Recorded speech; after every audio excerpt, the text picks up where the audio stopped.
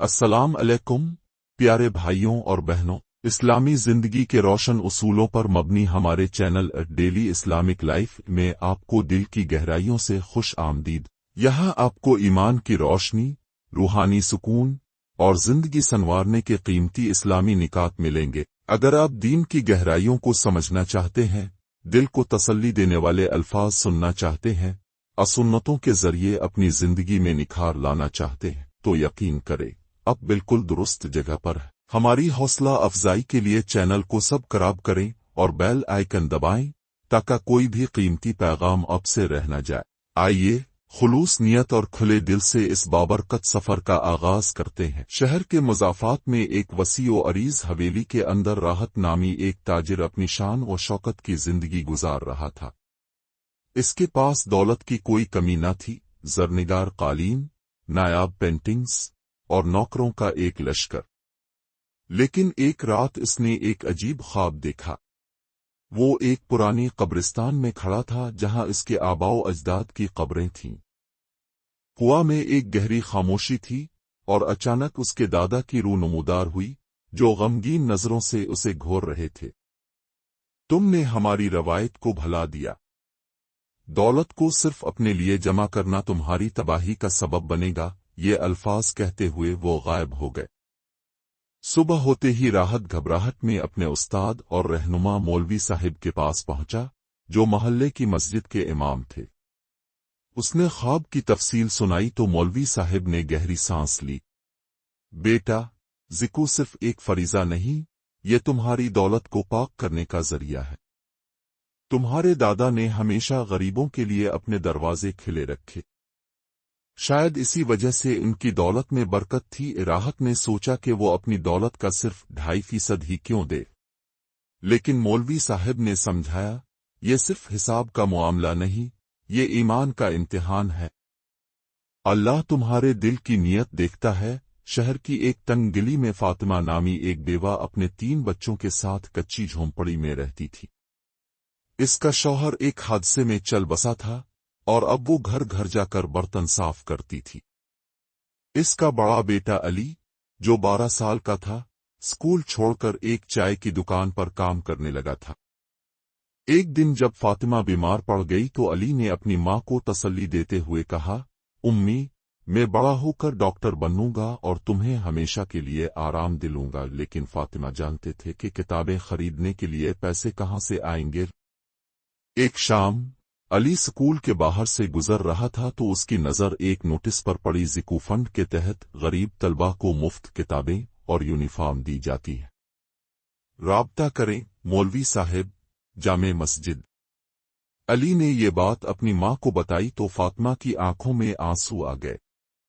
अल्लाह का शुक्र है, शायद हमारी दुआएं कबूल हो रही हैं। राहत ने अपने माली मामलात का जायजा लिया और पहली बार अपनी दौलत का 2.5% ज़िक्र के तौर पर निकाला। इस रकम का एक हिस्सा मौलवी साहिब के जरिए फातिमा के घर पहुंचा। जब अली ने नई किताबें और यूनिफॉर्म देखे तो उसका चेहरा खुशी से दमक उठा। उम्मी, अब मैं हर रोज स्कूल जाऊंगा और तुम्हें फख्र दिलाऊंगा। फातिमा ने दुआ मांगी, ए रब, इस मोहसिन को हमेशा खुश रखना। इसी दौरान राहत को महसूस हुआ कि इसका कारोबार अजीब तौर पर फलने फूलने लगा। जिस सप्लायर से इसे खसारा हो रहा था, वो अचानक मुनाफा देने लगा।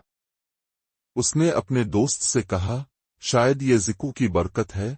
दोस्त ने मुस्कुराते हुए जवाब दिया, नहीं यार, ये तुम्हारी मेहनत का नतीजा है। लेकिन राहत के दिल में एक आवाज कहती रही, अल्लाह की राह में खर्च करो, तुम्हें इसका बदला दिया जाएगा।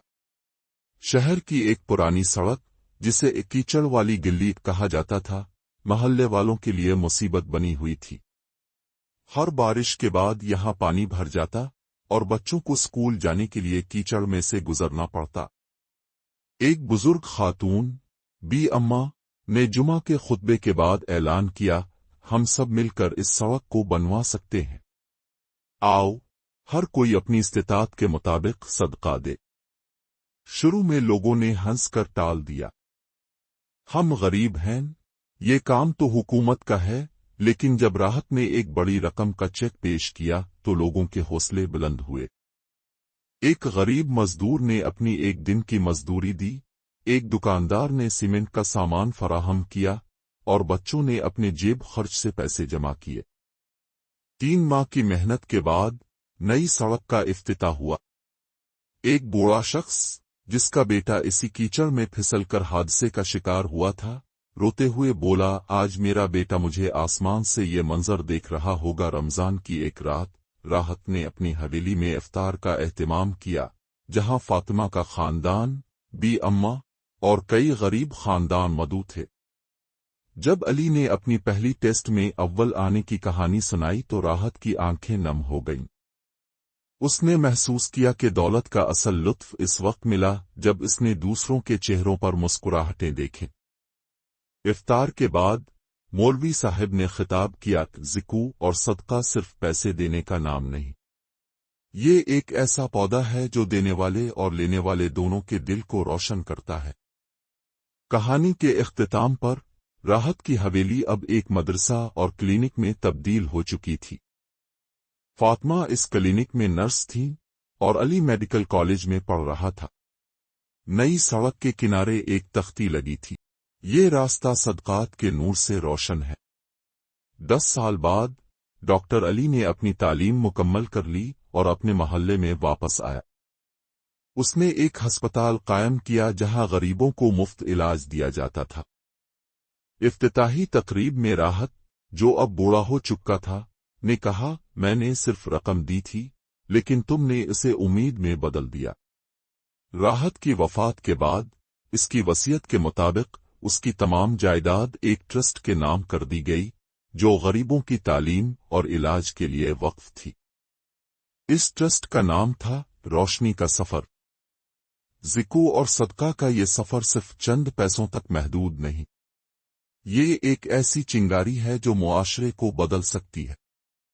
جب راحت نے اپنے مال کا حصہ اللہ کی راہ میں دیا تو نہ صرف فاطمہ کے خاندان کی تقدیر بدلی بلکہ پورے شہر میں امید کی ایک لہر دوڑ گئی۔